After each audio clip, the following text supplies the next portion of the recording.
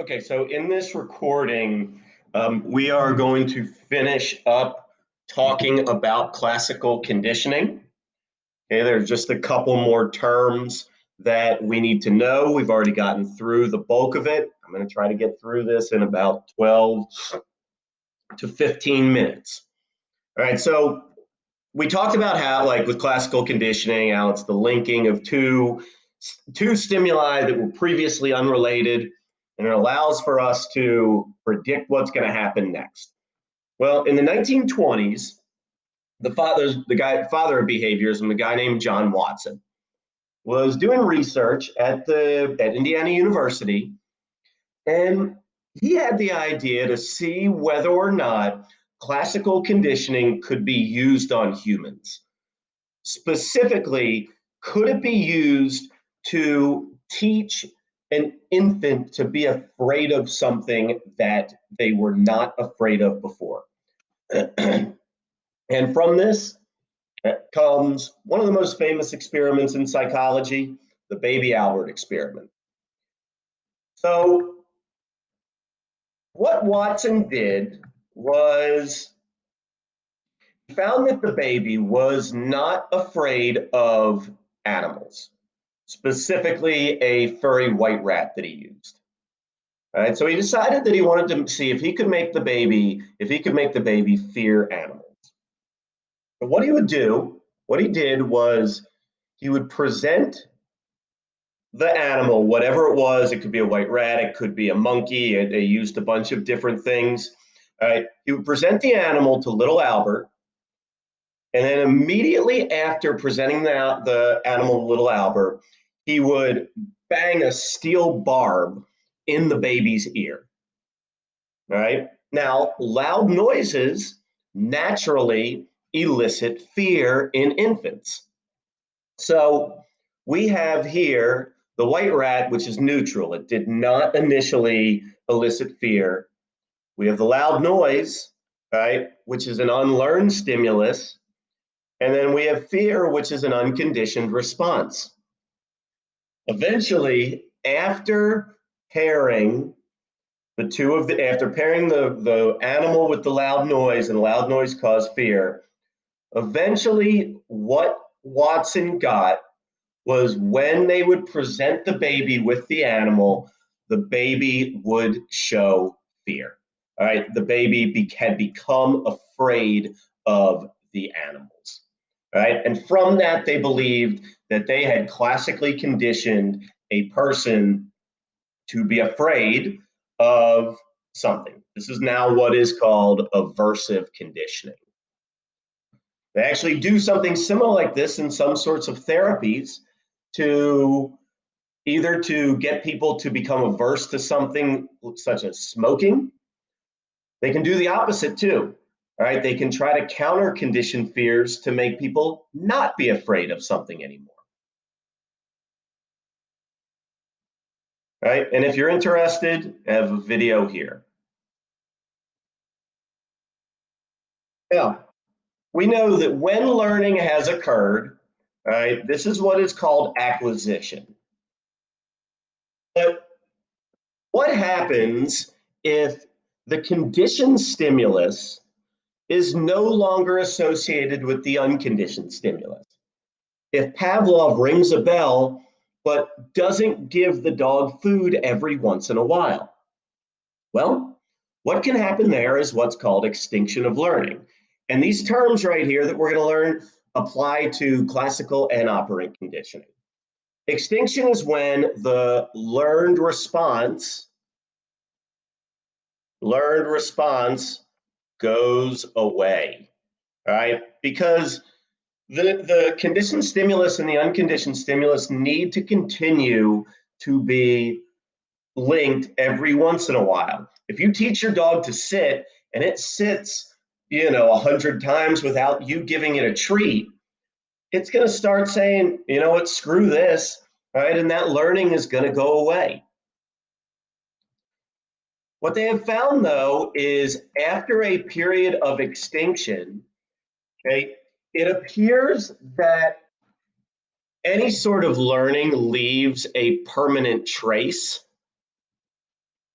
And even after something has gone extinct, that you can still randomly see the conditioned response in response to the conditioned stimulus. This is what is called spontaneous recovery, which is when all of a sudden the learning just comes back. Right? It's generally not at full strength,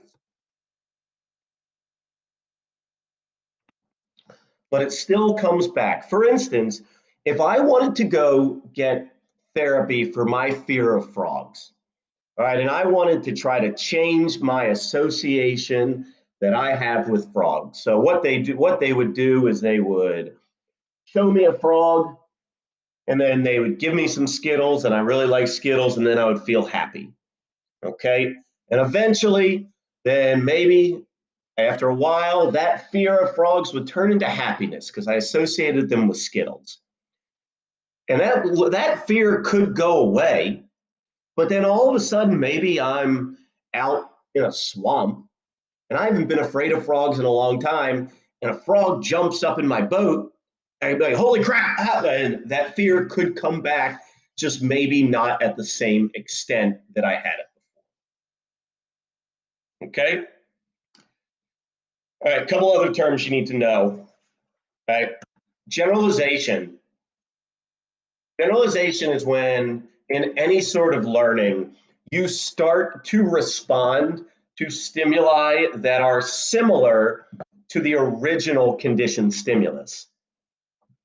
So if you are afraid of flying, and then you start to become afraid of driving and afraid of riding on boats, you've generalized your fear from planes to any sort of motor vehicle. Okay? Pavlov's dog did this. It started responding to any sort of, he used bells, he used chimes, he used metronomes, he used those little boxes that you wind up and they make noise. Baby Albert did too.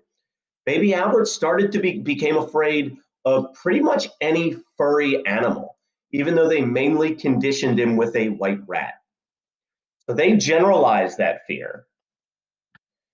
The other thing that you can do in learning is what's called discrimination, which is where you only respond to one conditioned stimulus.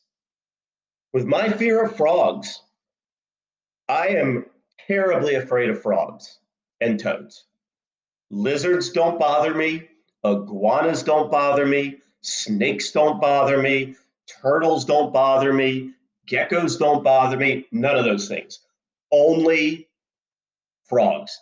I've discriminated that fear. Okay. If Pavlov's dog only responded to one particular tone, right, then they would be discriminating. And like we said, these terms are going to come up again later on. Once you have conditioned one conditioned stimulus, it's a lot easier. You can start to condition multiple ones on top of it. What is called higher order or second order. So once I've conditioned a bell, all right, to predict food, all right, I can then put a light before the bell, and then the bell predicts food, and eventually the organism, whatever it is, will start to have the conditioned response to the second order of conditioning as well, to the light. I talked about with my parents' dogs, right? How they will go crazy. They've learned that they're going to go for a walk, or maybe if they hear my mom's dresser drawer opening, right? That was a whole process of them associating my mom going into the garage, and then associated her like just walking towards the garage and then coming downstairs wearing sneakers. And now they do it whenever they hear the dresser drawer open.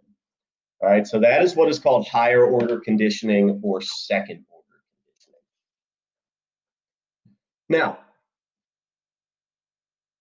classical conditioning absolutely has limits. Not everything can be conditioned, unlike what Watson believed. Watson believed that he could condition anybody to do anything. All associations are not equal. Okay? what they have found is that it is easier to condition associations that are biologically predisposed. Okay? That it's easier to condition a fear of the dark than it would be a fear of flowers, because we're not biologically predisposed to fear flowers, but we are biologically predisposed to fear the dark. All right? This is called preparedness. This is a new term that basically says that humans and all animals are more prepared for some associations because, like everything else, it helps with survival.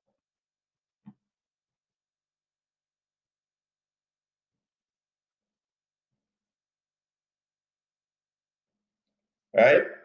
Last thing with classical conditioning. So, going along with the fact that not all associations are made equal, psychologist named John Garcia did research in terms of classical conditioning and taste aversion. Taste aversion is when we eat something and we get sick from it, and then we are averse to eating that again. He did this research with rats, and what he found was very interesting. All right, he would give the rat sweet water, okay, or he did a couple different things. A loud noise followed by a shock caused fear, right? The loud noise, eventually the rat would become afraid of the loud noise. But he paired the loud noise with radiation, right, which made them nauseous, and they had no response to the loud noise after the pairing. But when he paired sweet water with a shock, the sweet water, all right, and the shock, all right, the rats did not learn to avoid the sweet water after getting a shock from it. But they did learn to avoid the sweet water after they were given radiation, which made them feel nauseous. That shows that, and what he found was that it looks like those sort of, we are biologically predisposed to avoid foods that we believe cause illness. Okay, but not to avoid food if it's paired with another averse stimulus. Now, he also found that it's easier to condition this with novel foods, meaning foods that aren't as common, such as if you eat oysters on a Friday night and then have pizza for lunch on a Saturday and then get sick on Saturday night, you're more likely to associate that illness with the oysters because that is something that you more so associate with illness.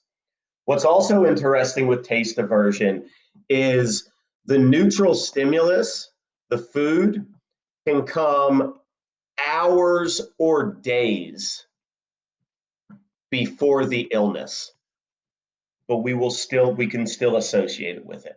And even if we've eaten something in between, we are more likely to associate that illness with the food that is more novel, that we don't eat quite as much. Okay? All right. Kept it 14 minutes. So there you go. All right. That's the end of classical conditioning.